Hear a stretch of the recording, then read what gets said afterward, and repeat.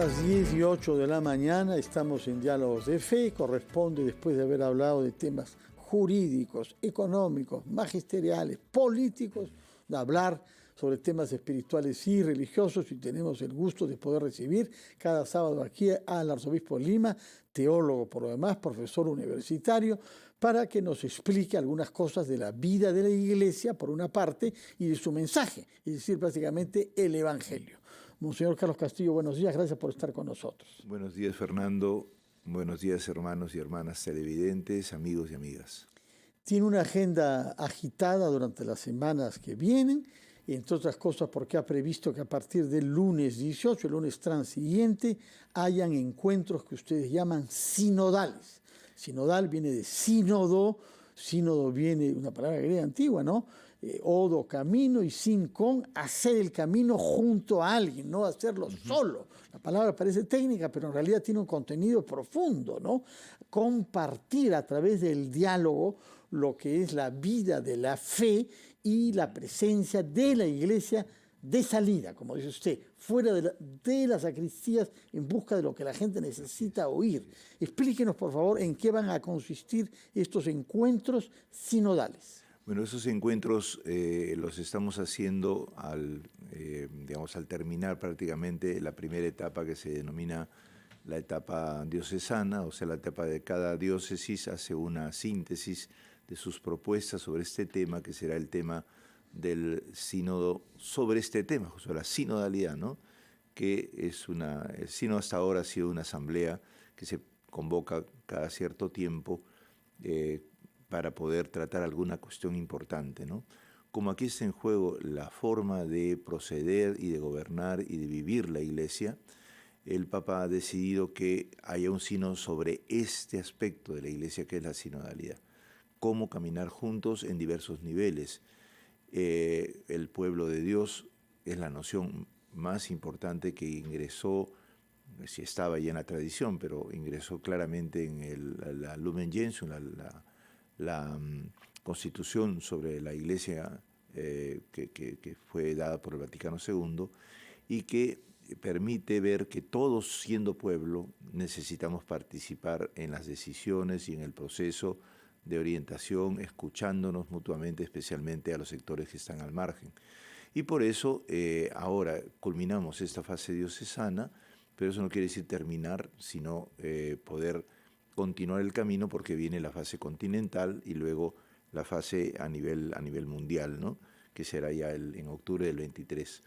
Lo más importante de esto es recurrir a la palabra de sectores distintos, como son, por ejemplo, los migrantes, los profesionales, los sindicatos, los empresarios, las madres de familia, las madres de las ollas comunes y las mujeres, y así otros sectores. Yo voy a reunirme este 14 adelantado con los universitarios de la UNI, y a partir de ahí vamos a estar en una sala, pero vamos a ampliar por las redes, de tal manera que haya participación de otros.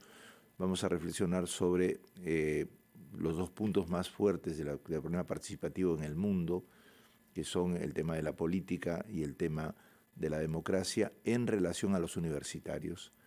Y yo les he planteado reflexionar este día 14, a partir de las 4 de la tarde, plantearles si la Iglesia tiene algo que ver con esto y qué aportaría esta idea de sinodalidad a las nuevas formas que están surgiendo de participación en el mundo.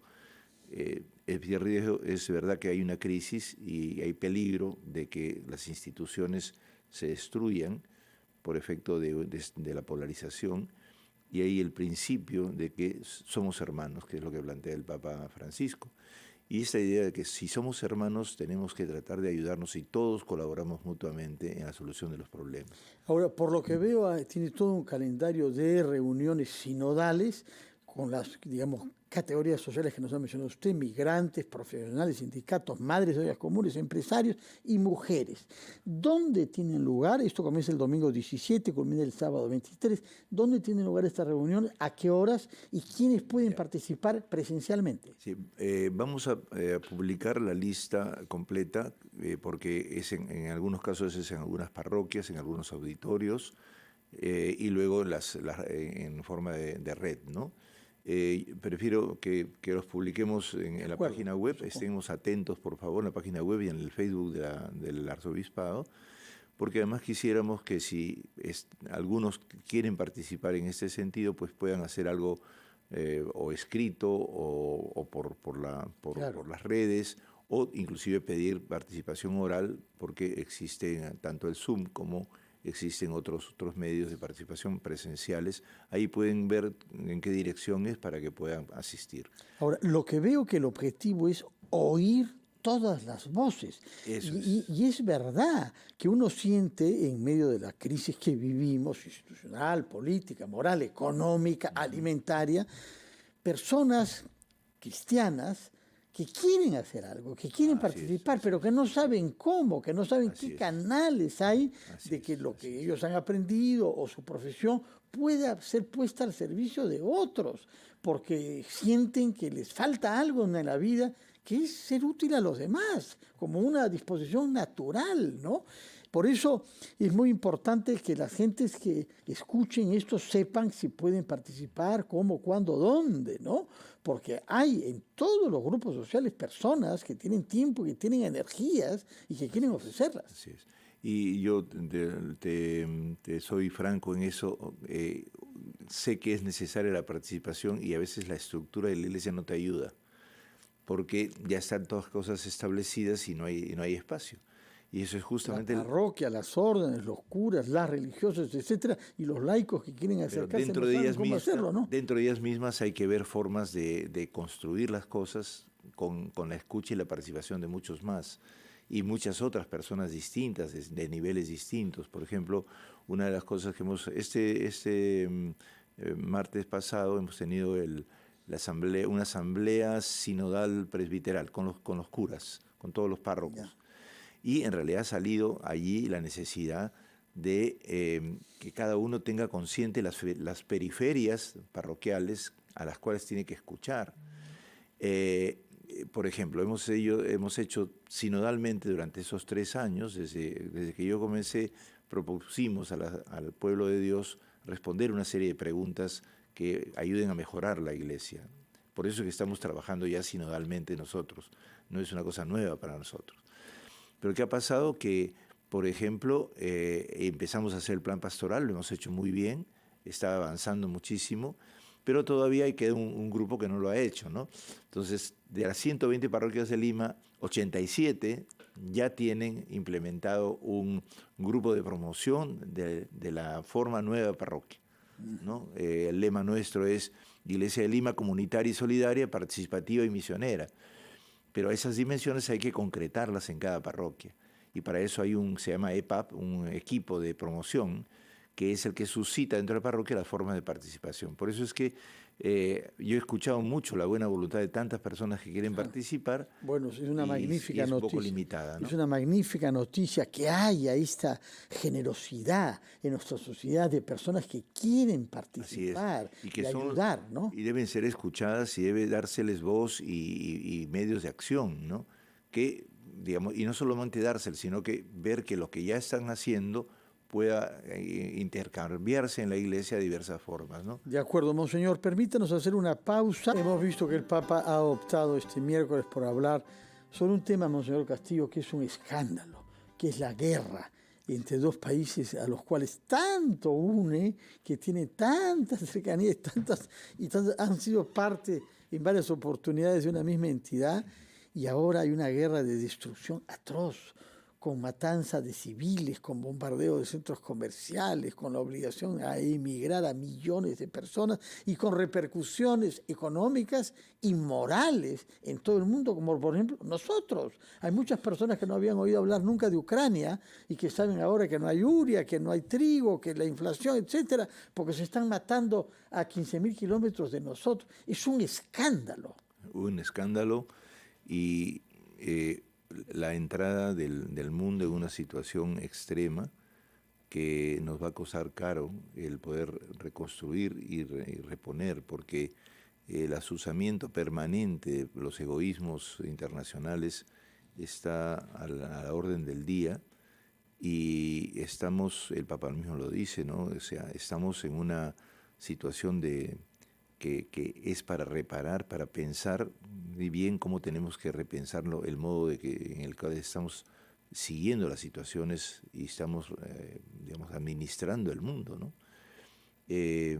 Los egoísmos se están imponiendo y hay una especie de actitud de pillaje, ¿no? Cuando alguien tiene un interés propio, lo impone a través de una especie de ideas, de ideología, de grandes ideales que en el fondo esconden un interés individual o un interés de grupo, ¿no? Y con eso se destruyen las posibilidades de la gente, inclusive se inventan estos enemigos que finalmente terminan en un proceso destructivo, ¿no? El llamado del Santo Padre permanente a entender las cosas de otra manera y a buscar caminos nuevos en donde todos participemos y nos pongamos de acuerdo, entrando a los temas principales y fundamentales, ¿no? Y a la renuncia a los intereses propios. Yo creo que es capital. Ahora, en el Evangelio de mañana hay un pasaje que siempre me ha impresionado mucho y al cual yo lo he oído comentar al teólogo Gustavo Gutiérrez, ¿no? Un maestro de la ley, así se le presenta en el Evangelio, que quiere en realidad hacer caer en una treta retórica a Jesús. Jesús es un hombre joven, este debe ser una persona, ¿no? Entonces le pregunta, ¿cómo debo hacer para ganar la vida eterna? Entonces, está escrito en la ley. Ama a Dios por encima de todo y al prójimo como a ti mismo. Y este señor le pregunta, ¿pero quién es mi prójimo?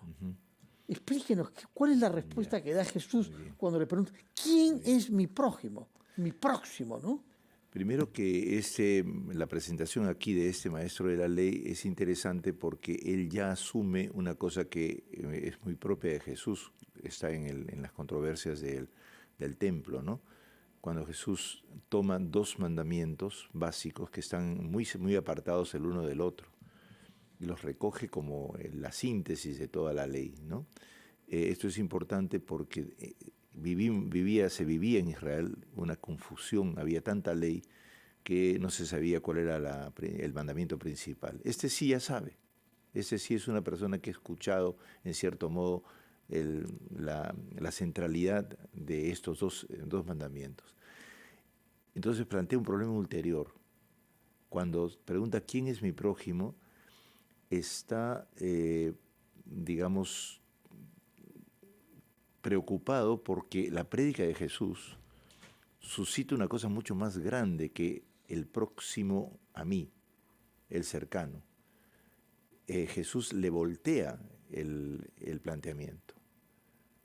Prójimo es el que está lejos y yo soy el que me aproximo a ese que está lejos, especialmente al que sufre, al que está en situación calamitosa, en situación de herida, que necesita una enorme cantidad de solucionar de problemas. Por eso muestra cómo está herido, cómo el otro lo cura, lo levanta. El samaritano es una persona, digamos, dinámica, capaz de repensar todo en función del otro. Ahora, samaritanos eran gente mal vistas.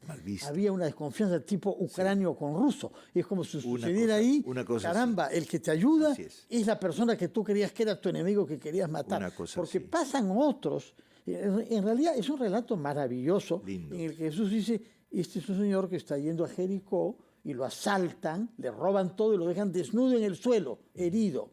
Y pasa uno y pasa otro. Y no se ocupan de él, porque es complicado meterse con él en el suelo, en fin, tengo cosas que hacer, yo estoy yendo a otra parte. Y el que se ocupa es un samaritano. De ahí viene la expresión, el buen samaritano, ¿no? Claro. Pero ¿quién es porque el samaritano para un judío de la época de Jesús? Nosotros decimos el buen samaritano porque se pensaba que los samaritanos eran malos. Y eso lo decimos de puro buenos que somos nosotros, porque la parábola dice el samaritano nada más. Sí. Lo que pasa es que el acto de bondad que hace es un acto singular y novedoso, rompe las categorías del estrecho margen de una persona que tiene ideas o sentimientos. No ve si el otro es judío o no, si el otro ve la herida del otro y va en donde él. Y lo lleva donde una posada y paga por adelantado para que lo acojan. No se puede quedar él, pero sí paga todo esto. Y esa es la actitud, así es, esa es la actitud con la cual nosotros hemos de intentar resolver los problemas, es decir, disponernos a la realidad del otro que está allí. Hace años Gustavo decía, el padre Gustavo, decía, prójimo no es aquel que me encuentro, sino aquel en cuyo camino yo me pongo. Esa fue la primera frase. Sí. Y ahora dice, prójimo soy yo que me aproximo a ese que está en el camino y que está más allá de mi camino. Amarás al prójimo como a ti mismo, ¿no? Es una frase fuerte y sobre todo entendida como lo explica usted. Yo me pongo en el camino del otro, yo me aproximo al otro y me hago su prójimo. Y el amor que tengo por mí mismo, inclusive debo aprender a desarrollarlo en función de todo lo que necesite el otro. Porque yo también me trato así, ¿no es cierto? Todo lo que necesito yo me atiendo. Ojalá, Monseñor, que pudiéramos vivir con esa actitud y sentir finalmente que somos prójimos todos, los unos de los otros, que estamos en este mundo incierto y sin la ayuda de los demás es difícil avanzar. Muchas gracias por sus explicaciones, por su tiempo, por su palabra. Yo le rogaría que para despedirnos ofrezca, como es tradicional, una bendición a quienes nos están escuchando, al pueblo de Lima, a los creyentes y a los no creyentes. Si damos la bendición en lo posible siempre, es como un recuerdo generoso, gratuito de Dios que nos creó así por la palabra y nos bien dijo. Y bendecir implica también tener la responsabilidad de reconocer a las personas por lo que son y por lo que valen, promoverlas y no usarlas para nuestros intereses. Por eso, al bendecirlos, pido a todos que nos dejemos llevar por la actitud de bendición y no tener actitudes de uso y de maltrato, de absorción a mis propios intereses de lo que es de otros. Padre bueno, bendice a nuestro pueblo, a nuestros amigos, a todas las personas que están lejos, a todos los creyentes y no creyentes, a todos los que buscan y luchan por abrirse a nuevas dimensiones y también a los que están encerrados en sí mismos. Ábrenos a todos. En el nombre del Padre, del Hijo y del Espíritu Santo. Amén. Muchas gracias, Monseñor Carlos Castillo, arzobispo de Lima. Gracias por estar siempre con nosotros los sábados a las 10 de la mañana en Diálogos de Fe. Que tenga usted un bello día y que lo podamos escuchar mañana en la homilía que hará a este texto sobre buen samaritano del Evangelio en la misa que usted celebra cada domingo a las 11 de la mañana en la Catedral de Lima. Muy buenos días.